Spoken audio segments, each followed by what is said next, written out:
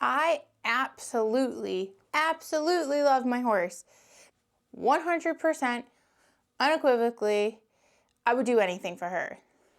But if I could go back in time and talk to myself before I became a horse owner, I would sit past Adri down and say, look, you are wildly unprepared to be a horse owner.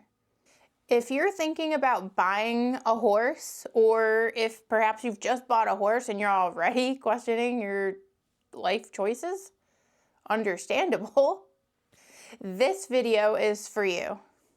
Horse ownership is not aesthetic all the time. It's not romantic. It's not glamorous. This is what it actually looks like. These are 10 things I wish I knew about becoming a horse owner before I actually became a horse owner. Number 1, loving horses does not equate to being ready to own a horse. You know, I'm just a horse girl from the start. I thought that loving horses was really all you needed to be a horse owner. I thought that if you love your horse enough, you'll just make it work. I rode, I worked around barns, I was around horses a lot of the time. I read about horses, watched videos about horses, even considered pursuing a medical career with horses. I thought I was ready. What I didn't really understand was that horse ownership isn't just a hobby. It's more accurately described as a lifestyle. And owning a horse is a lifestyle obligation. You don't get to skip a day because you're sick, you're tired, or because it's cold, raining, or just having a plain bad mental health day.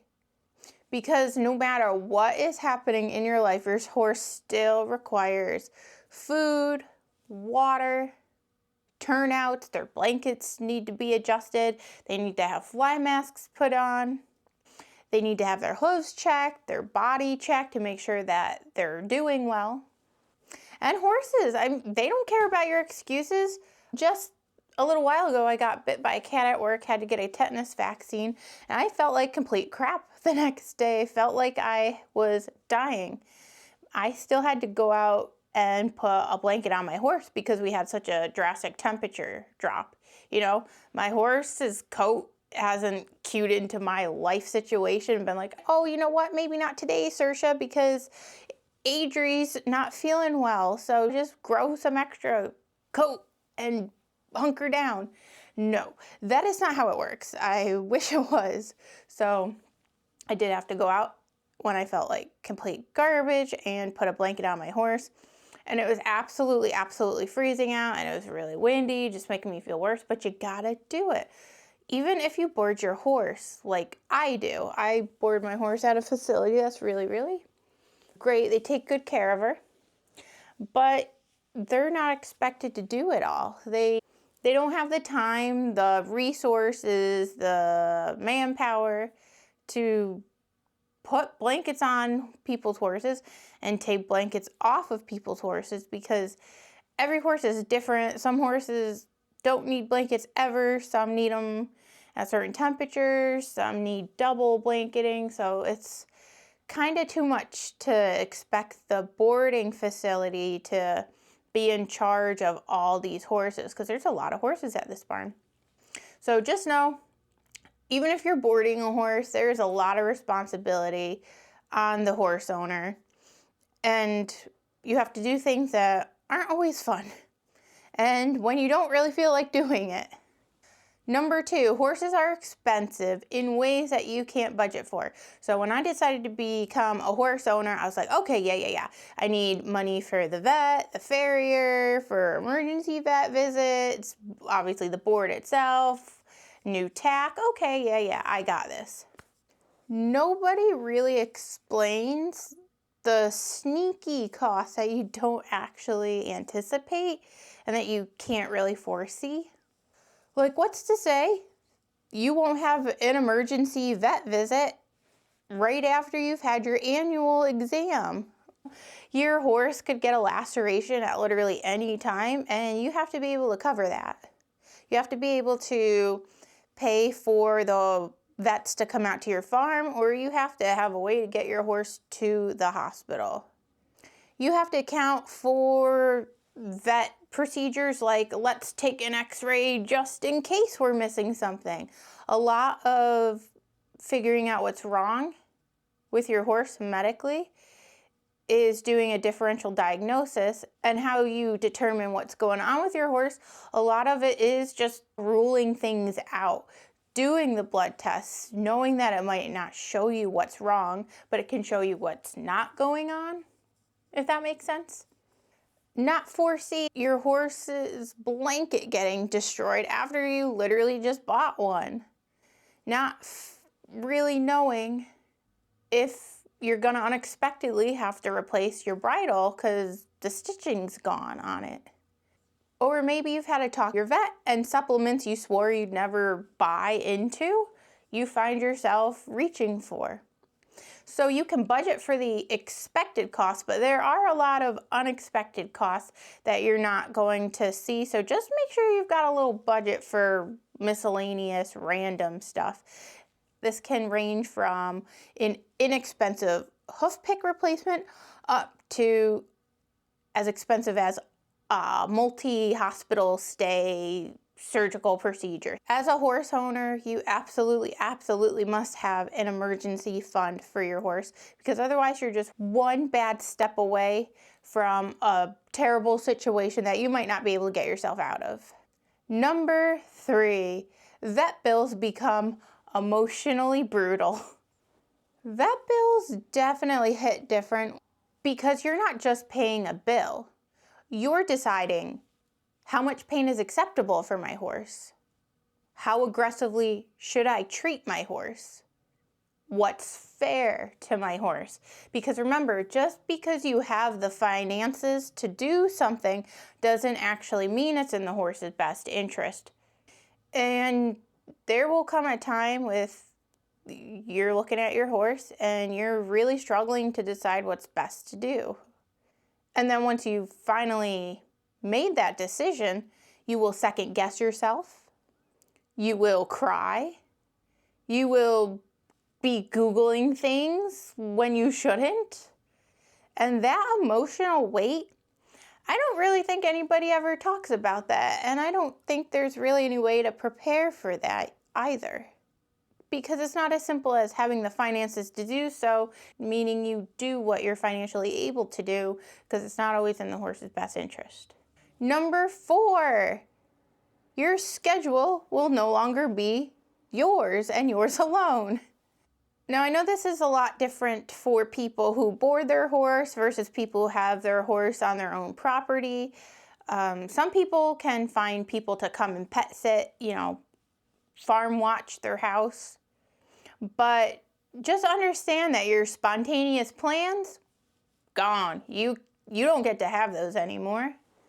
Are you going away somewhere for the weekend? Are you planning to have a fun night out? A vacation? Trying to figure out who's taking care of your horse, and if you're not available, who's going to be making decisions on your behalf should you be unreachable. It's like military level coordination, because your horse does not care that it's Christmas. They don't run on a calendar like we do. They run on routine. And if something goes wrong, prepare to have to leave work early. Prepare to have to go to the barn where there's absolutely no one else there to help you and it's pitch dark. And it's not martyrdom, it's simply responsibility. You owe it to your horse to be there for them no matter the situation. Number 5, the weather will control your life for sure, 100%. I never realized how much the wind, the heat, the cold, the mud, just how much it would dictate every decision I make. You're not just dressing yourself anymore, you're dressing a 1,000 plus pound animal. And that animal might hate blanket changes. That animal sometimes overheats, sometimes they get cold, and sometimes they rip the one you just bought. Super frustrating, but just prepare. Just know that it's going to happen at some point. Number 6, as a horse owner, you will definitely notice things that non-horsey people would never think twice over. For example, a non-horsey person, or even just a horse person who's not familiar with your particular horse, just sees a cute horse in the field. But what you see as a horse owner is a horse that's standing a little off. Something's a little different. Why is she standing like that? Does she always breathe like that? Was she running before I got here? Or sometimes you'll notice the poo's a little lighter colored than normal. Stuff that literally nobody else will ever take notice of. You will spend a lot of time staring at your horse's legs. You will analyze their steps. And you will spiral over tiny changes. Because everybody knows if your horse isn't sound, you don't really have a horse. And yes, sometimes as a horse owner, you will be overreacting. But you know what? That's how you catch things early. If you catch things early, it's easier to treat and you have more options at your disposal. The constant awareness, it never shuts off. Number 7, progress is slow. Painfully slow. When you're a first-time horse owner, you imagine riding more, improving faster. You're going to be accomplishing goals that you were always held back and never able to accomplish before. But in reality, there are setbacks upon setbacks. If it's not an injury suffered, it's bad weather, training plateaus. Maybe the trainer is leaving the barn, not servicing your area anymore. Maybe your values are misaligned. So horse ownership will absolutely teach you to be a patient human being because you cannot rush recovery. If a horse is nervous, you can't make them gain trust. Conditioning takes time. But just keep in mind, slow progress is still progress. Number 8, you will question yourself constantly. As a horse owner, we want the best for our horses, and we're always trying to improve ourselves and improve our horses' lives. So we're always wondering, am I doing enough? Maybe I'm doing too much. Maybe what I'm doing isn't in my horse's best interest. Are they happy? Am I being fair? Personally, I struggle with being a pushover and then setting firm boundaries and then feeling like I'm being mean. That's hard for me. But just keep in mind, there is no such thing as a perfect horse owner. There is no checklist that guarantees success. You are going to mess up, but that's okay. Ownership isn't about perfection. It's about paying attention and doing better next time. Number 9, the bond is earned and not automatic. So here's some good news. All the talk you've heard about forming a bond with your horse and being a real partner and real friend for your horse, that is true. That is real. But the bond doesn't just happen. It comes from showing up for your horse and being consistent. That means showing up when it sucks, when it's cold, when there's a bunch of other things you'd rather be doing with your time. But you know that your horse needs you and that you need to check in with your horse to make sure that they're doing well. The bond comes from advocating for your horse because horses can't speak up for themselves. There's been multiple times over the years that I've boarded my horse where I've had to say to the barn owner, hey, I know you do things this way, but I need X, Y, and Z done so that my horse can thrive. And building a bond with your horse, it's the cold nights, the time you show up and you're not riding, you're just picking ice balls from their hooves. It's the quiet moments where maybe you're going through a difficult time in your life and there's not really anyone you can turn to, but you can go and confide and spend time with your horse. And horses listen. I mean, Saoirse, I can talk her ear off and she's totally fine with it. She doesn't care as long as I keep giving her little scratchies. She's happy. I am very fortunate that I formed a bond with my horse before I purchased her. So I can do a whole nother video on how Saoirse and I came to be.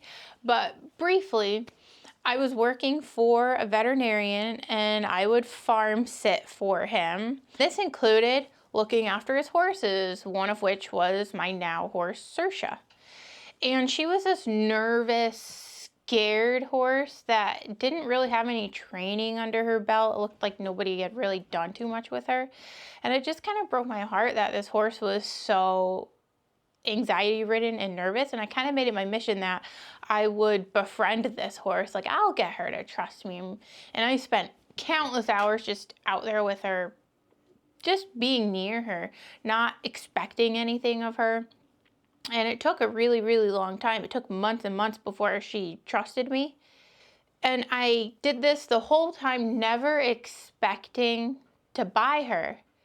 But then it came up that she was going to be put up for sale, and it just like hit me like, oh my gosh, I can't imagine not seeing this horse again and not knowing how she's doing, because I had learned that there's certain parts of her personality. You can't just treat her like you might treat another horse. There's very specific things she likes, things she doesn't like. What if her new owner isn't patient enough and just pushes things on her? And I was really worried that she would revert back to some of her old ways. And I just decided that I would be her new owner. That way I could guarantee that she would have the best life possible. And truthfully, she was not the right horse for me at the time, but she is the right horse for me now. And that's taken a lot of work. Number 10. So I still would have become a horse owner at the time when I decided to become a horse owner, but I would do it differently. I would do it smarter. I wish I had just known how consuming it is. Even if you're not at the barn, you spend a lot of your time thinking about your horse, whether it's their next training steps, how they're doing medically, if they're happy or not. You know, it occupies a lot of your time. And I wish I knew how emotional being a horse owner would be too. Everything from the euphoric highs and happiness of just riding your horse or just being with your horse, and remembering that this is why you love horses and this is what it's all about. But also having those moments where you're crying and you're wondering if you made a big mistake, like you feel like you're failing. I knew being a horse owner wasn't going to be easy, and I knew it was going to take a lot out of me, but I just couldn't really grasp how much until I actually did it. So if you're considering buying a horse, please don't let this video scare you. Let it prepare you, because prepared owners make better decisions. And better decisions means better lives for your horse. Let me know in the comments if you're already a horse owner, what's something you wish you had known sooner? And if you want real, unfiltered horse ownership content, no sugarcoating, no aesthetic lies, I have no problem showing the unglamorous parts of horse ownership, subscribe, because this channel is all about hooves, humor, and heart. I'm Adri with her horse. Thanks for watching. I will see you next week. Bye for now.